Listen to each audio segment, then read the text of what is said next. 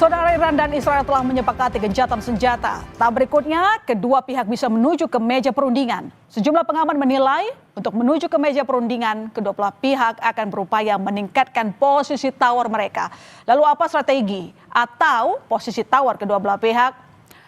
Dan meski fasilitas nuklirnya Iran telah dibom Amerika, namun Iran memiliki posisi tawar tinggi dengan penguasaan Selat Hormuz, saudara. Iran sempat mengancam menutup Selat Hormuz yang tentunya akan berpengaruh besar pada perekonomian global, khususnya di perdagangan minyak. Selat Hormuz memiliki peran vital. Lebih dari 3.000 kapal besar melewati jalur ini tiap bulan. 20% perdagangan minyak global juga melalui jalur ini. Dukungan dan kedekatan dengan Amerika membuat Israel mampu memberi tekanan kuat pada negara yang berkonflik dengannya. Dalam perang melawan Iran ini, saudara, Israel berhasil memengaruhi Amerika untuk membantu menyerang Iran. Pesawat bomber B-2 Amerika kemarin menjatuhkan bom berdaya ledak tinggi untuk menghancurkan 3 situs nuklir Iran di Fordo, Natanz, dan Isfahan. Lalu bagaimana nasib gencatan senjata Iran-Israel kali ini? Bagaimana mereka berupaya meningkatkan posisi tawar di meja perundingan damai? Kita ulas usai tayangan berikut ini. Gencatan senjata Iran dan Israel yang diinisiasi Presiden Amerika Donald Trump telah berjalan sejak Selasa lalu. Namun banyak pihak masih meragukan kesepakatan gencatan senjata itu bisa bertahan untuk membawa perdamaian di Timur Tengah. Sebagian warga yang mengikuti unjuk rasa anti perang di Paris, Prancis menyebut kesepakatan gencatan senjata Iran dan Israel hanya strategi untuk mengulur waktu demi mengisi ulang persenjataan mereka. Ils ont parlé sur cessez-le-feu. Je vous explique qu'est-ce que ça veut dire quoi. Ça veut dire cessez-le-feu en train de recharger. On a lu l'histoire. On n'est pas con. Sementara pengamat menilai kesepakatan gencatan senjata merupakan bagian awal menuju perundingan damai. Untuk menuju ke perundingan, kedua pihak pasti akan berusaha untuk meningkatkan posisi tawar mereka, sehingga peningkatan eskalasi masih mungkin terjadi. Dalam politik sebelum perundingan damai itu ada eskalasi menuju deeskalasi. Gitu ya. Jadi kita sekarang masih ceasefire gitu kan, tapi belum ada perundingan. Nah, untuk sampai ke meja perundingan ini berarti masih akan ada upaya untuk saling meningkatkan posisi tawar. Nah, dalam rangka meningkatkan posisi tawar ini kemudian ya gimana caranya menunjukkan bahwa mereka ada di posisi yang lebih atas, mereka menunjukkan bahwa siapa yang lebih kuat dengan menunjukkan agresi. Isu nuklir Iran adalah alasan utama Israel dan Amerika menyerang Iran. Setelah Amerika berhasil membom 3 situs nuklir Iran, Presiden Amerika Donald Trump memastikan bahwa Iran tidak akan memiliki senjata nuklir lagi. Trump juga akan berunding dengan delegasi Iran pekan depan. I'll tell you what, look, we're going to talk to them next week with Iran. We may sign an agreement. I don't know. To me, I don't think it's that necessary. I mean, they had a war, they fought. Now they're going back to their world. I don't care if I have an agreement or not. The only thing we'd be asking for is what we were asking for before about we want no nuclear, but we destroyed the nuclear. In other words, that's destroyed. I said Iran will not have nuclear. Well, we blew it up. It's blown up. Kepala Badan Intelijen Israel menyebut selama masa gencatan senjata, pihaknya akan terus mengawasi apa yang akan dilakukan Iran. נמשיך לפקוח 7 עיניים על כל הפרויקטים שיש באיראן, שאותם אנחנו מכירים בצורה המעמיקה ביותר. אנחנו נהיה שם, כמו שהיינו שם עד עכשיו. Sementara parlemen Iran menegaskan program nuklir damai Iran akan kembali berjalan. Iran akan menangguhkan kerjasamanya dengan IAEA hingga lembaga internasional itu bisa menjamin keamanan fasilitas nuklir Iran. خود را به حراج گذاشت و به همین دلیل سازمان انرژی اتمی ایران تا تضمین امنیت تأسیسات هسته‌ای همکاری خود با آژانس را تعلیق می‌کند و برنامه صلح‌آمیز هسته‌ای ایران با سرعت بیشتری به پیش خواهد رفت. Amerika Serikat mengklaim telah menghancurkan situs nuklir Iran melalui serangan udara pada 22 Juni lalu. Namun banyak juga laporan intelijen yang menyebut fasilitas nuklir Iran masih kokoh. Tim Liputan, Kompas TV. Bagaimana kelanjutan dari kesepakatan gencatan senjata Iran Israel? Akankah keduanya bisa mencapai kesepakatan di meja perundingan? Kita ulas bersama Kepala Badan Intelijen Strategis TNI tahun 2011-2013 Sulaiman Ponto dan pakar hubungan internasional UNPAD Teguh Rejasa. Selamat malam Pak Sulaiman, Pak Teguh. Selamat malam Indonesia. Selamat malam Indonesia. Ya, sekarang meski tampaknya tengah ada gencatan senjata, kita belum tahu pasti apakah keduanya akan berdiam, punya komitmen atau justru saling serang begitu ya. Pertanyaan saya ke Pak Sulaiman dulu. Gencatan senjata Iran Israel setelah berlaku, bagaimana Anda melihatnya? Bagian dari strategi peperangan atau benar-benar upaya diplomasi untuk mencapai kesepakatan damai? Kalau bagi saya pikir itu adalah upaya untuk kesepakatan damai. Karena bagi Israel, Iran itu bukan nomor one itu. Kita harus ingat bahwa Israel dan Iran itu baru mulai ribut itu setelah tahun 79. Israel punya utang budi terhadap Iran. Ketika Raja Kores memerintahkan mereka bisa kembali membangun Bait Suci. Lalu Ratu Esther itu juga dari orang Israel, orang Yahudi. Sehingga Netanyahu sendiri bilang kami punya hutang budi terhadap Iran. Sehingga Iran itu bukan jadi sasaran utama. Mereka akan lebih aman berdamai, kemudian dia akan lebih konsentrasi bagaimana menyelesaikan masalah Palestina. Itu yang akan mereka lakukan. Jadi kalau ini dia berdamai, ada tanda-tanda berdamai, saya kira dia akan berupaya untuk memenuhi apa saja yang harus dilakukan untuk perdamaian ini, begitu. Meski sebelumnya kita lihat ketika Presiden Amerika Serikat Donald Trump dengan PD-nya mengatakan sudah ada kesepakatan gencatan senjata, tapi faktanya yang terjadi Iran, Israel saling menyerang. Artinya Israel kan tidak begitu hormat begitu kepada Amerika yang sudah bantu. Itu kan sisa-sisa, buktinya sampai hari ini kan sudah tidak ada. Jadi waktu dia perintahkan ya masih perintah itu kan berjenjang sambung ke bawah. Perintah keluar ternyata di bawah belum sampai, dia masih menyerang. Oke. Nah tetapi sampai hari ini kan ternyata mereka patuh juga kan. Kalau Pak Teguh menurut Anda bagaimana dengan kesepakatan gencatan senjata yang sudah terjadi? Apakah ini bentuk dari keinginan perdamaian kedua negara atau justru keduanya sama-sama ingin mempersiapkan diri begitu, menyusun amunisi serangan berikutnya? Memang gencatan senjata ini bisa dimaknakan sebagai rehat sementara ya, karena sambil rehat ini masing-masing pihak akan mengevaluasi keberhasilan maupun kekurangan dari serangan mereka satu sama lain. Juga rehat ini memungkinkan mereka mempersiapkan lebih lanjut, misalnya menggalang solidaritas dari teman-teman di kawasan Timur Tengah, ataupun juga menggalang solidaritas dari pihak-pihak yang bersimpati pada mereka dari luar negeri. Tapi kalau saya perhatikan, Iran saat ini sudah siap untuk berunding karena dia merasa di atas angin. Antara lain pemboman yang dilakukan atas 3 lokasi dia itu ternyata debrisnya minimal. Kedua, IAEA International Atomic Energy Agency tidak mengatakan bahwa fasilitas tersebut berbahaya sebelumnya. Kemudian Iran juga merasa yakin masyarakat dia berada satu padu dan Israel sedang kekurangan amunisi. Jadi sekarang tampaknya Iran siap untuk berunding, tapi tuntutan Iran ke depannya akan menggabungkan pertama pernyataan bahwa Amerika Serikat dan Israel adalah pelaku penyerangan. Karena itu Iran adalah pihak yang diserang, dan itu jangan salahkan Iran kalau dia melakukan aksi di Israel dan juga di pangkalan-pangkalan militer di Amerika Serikat. Dan saya perhatikan kalaupun nanti perundingan ini berjalan, Iran akan meminta klausul itu akan sejalan dengan kemerdekaan Palestina dan nanti Palestina hidup berdampingan dengan Israel secara damai. Ya, siap berunding, tapi tampaknya dari penjelasan Anda, kesiapan berunding dari Iran tergantung Israel jangan sampai melakukan penyerangan gitu ya?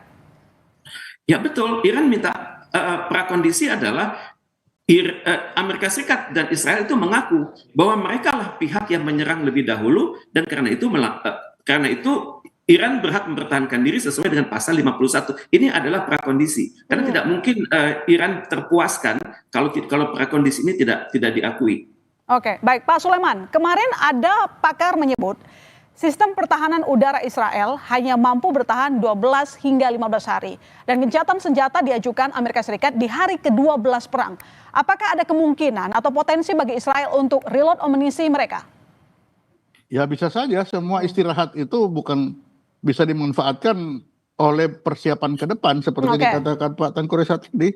Semua itu bisa dimanfaatkan.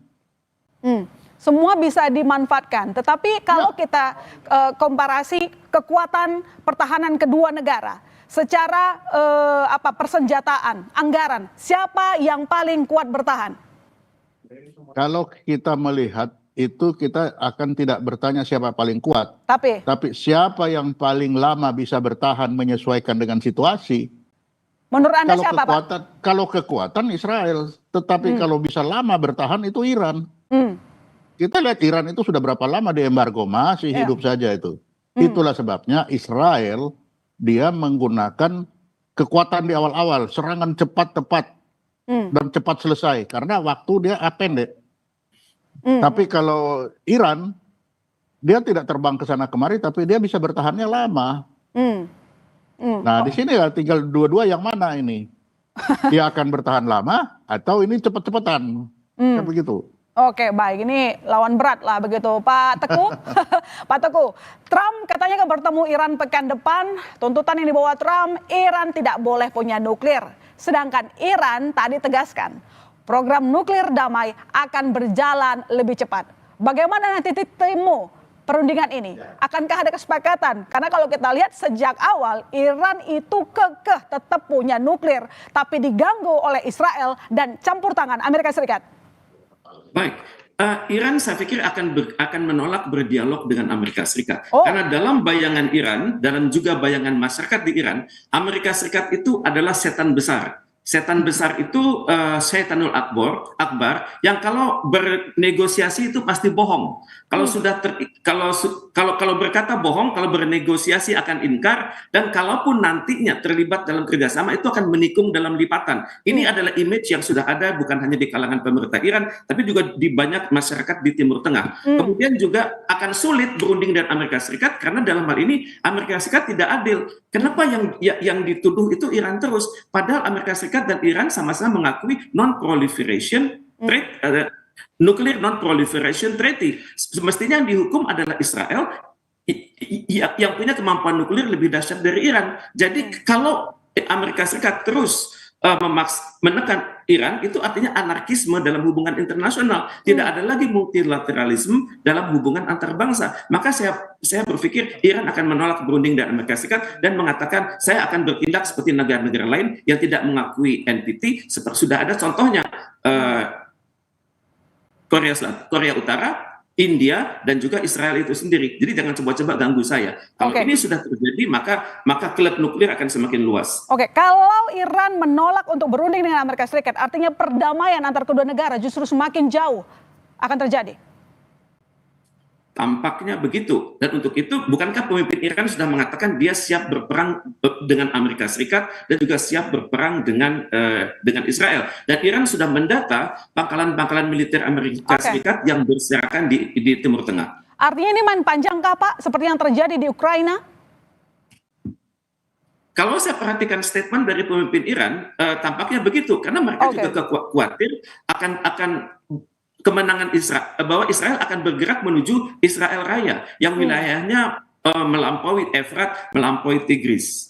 Dan itu sangat luas, dan Iran tidak mau itu terjadi. Jadi sebelum itu terjadi, mumpung Iran sedang di atas angin, maka dengan koleksi peluru kendali yang dari hari ke hari makin tinggi kualitasnya, Iran siap berperang terus dengan Israel. Tentunya pada saat yang sama, Iran juga mengharapkan solidaritas dari negara-negara di Timur Tengah, karena mereka saat ini goyang.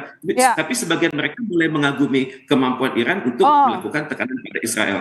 Artinya nanti teman sekutu dari Iran pun akan ikut campur tangan, atau bagaimana menurut Anda? Saat ini terdapat negara yang diam-diam mengagumi Iran. Mereka melihat bahwa sekarang Israel dan akan memberi dukungan begitu ya, yang tadinya wait and see malah akan mendukung begitu. Terdapat kecenderungan begitu, tapi ini kan tergantung pada kemampuan diplomasi rahasia Iran. Oke, baik. Pak Sulaiman, analisis intelijen Anda, Pak, soal nuklir Iran, benarkah sudah hancur seperti klaim Trump? Atau sebenarnya seperti yang dilakukan oleh Iran, semua baik-baik saja? Saya pikir Iran itu kan juga bukan bodoh dia. Dia sudah belajar dari Irak bagaimana kalau satu itu dihancurin. Jadi kalau 3 saya pikir dia ada lebih dari 3. Itu satu. Yang kedua mungkin dia simpan itu tidak dalam 30 km, mungkin sampai 800 1000 meter di bawah tanah, itu kan jauh sekali. Dan dia punya kesempatan untuk berbuat itu. Jadi kalau dari sisi intelijen ya, kalau yang dia munculkan 3 itu, yang tersembunyi mungkin lebih banyak lagi dari itu. Karena dia bodoh, dia sudah tahu, dia diserang terus-menerus. Barang itu jadi sasaran, pasti dia sembunyikan. Yang menjadi center of gravity-nya dia. Pasti dia sembunyikan di tempat yang sangat rahasia, yang sulit diterjang oleh peluru sebesar apapun. Pasti dia sudah perhitungkan itu. Dan itu yang membuat mereka pede bahwa program nuklir akan tetap berjalan begitu ya? Atau sebenarnya kan yang kita lihat kedua negara ini saling perang narasi, sudah menghancurkan A, menghancurkan B, tapi keduanya juga menolak begitu loh Pak. Terjadi perang narasi juga kan, nggak cuma peperangan senjata di sana. Iya betul, jadi bisa saja dia kalau dia sudah bicara seperti itu bisa saja terjadi. Karena Iran sendiri kan sudah 60%. Ya. Sekali putaran lagi dia jadi itu. Sehingga pasti dia sudah akan menyembunyikan di tempat sangat tersembunyi yang sulit ditembus. Oke, baik Pak Teguh. Jika memang tidak ada kesepakatan, apa yang akan terjadi? Apakah bisa akan perang lagi? Atau malah meluas ke global? Dan apakah nantinya Iran berani menutup Selat Hormuz? Dan kalau dia lakukan, bukankah dia akan dimusuhi oleh banyak negara? Ini perang yang tidak ada rumusnya ini.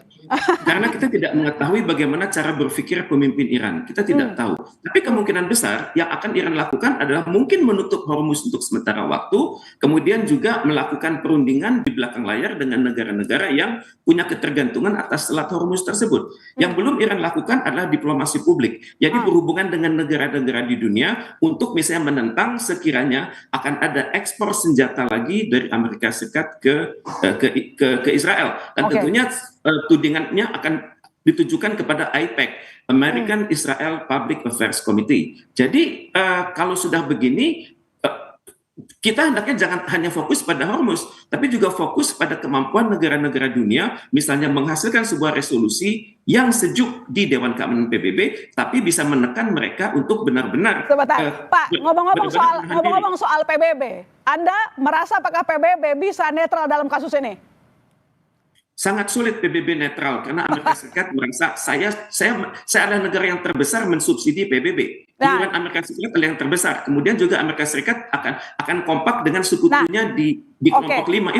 Kalau kita tidak percaya kepada PBB, artinya kan tadi Anda mengatakan ada 2 opsi. Salah satunya terkait dengan penutupan Selat Hormuz. Nah, maksud saya Pak, tolong dijawab. Menurut Anda, beranikah Iran menutup Selat Hormuz? Kalau dia menutup, maka musuhnya banyak dari negara-negara lain loh Pak. Menutup untuk sementara waktu itu mungkin beberapa hari saja.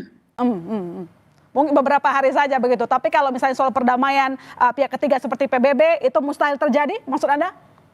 Ya, diperlukan kerja keras dari Majelis Umum untuk meyakinkan seluruh dunia bahwa mereka harus bekerja keras untuk itu. Dan untuk itu kita memerlukan koordinasi antara Majelis Umum dengan Dewan Keamanan PBB. Di Dewan Keamanan PBB yang sangat memahami kasus ini adalah Rusia dan China. Dan di Majelis Umum yang bisa mengkondisikan negara-negara untuk kompak itu adalah Indonesia. Saya sangat berharap koalisi segitiga ini, Indonesia, China, dan Rusia.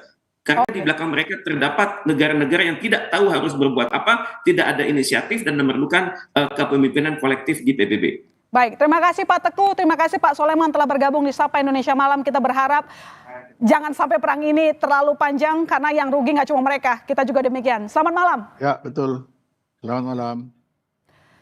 Saudara Jaksa Agung Muda Intelijen Reda Mantovani melaksanakan penandatanganan nota kesepakatan dengan penyedia jasa layanan telekomunikasi pada Selasa 24 Juni 2025. Kesepakatan ini berfokus pada pertukaran dan pemanfaatan data dan informasi dalam rangka penegakan hukum, termasuk pemasangan dan pengoperasian perangkat penyadapan informasi.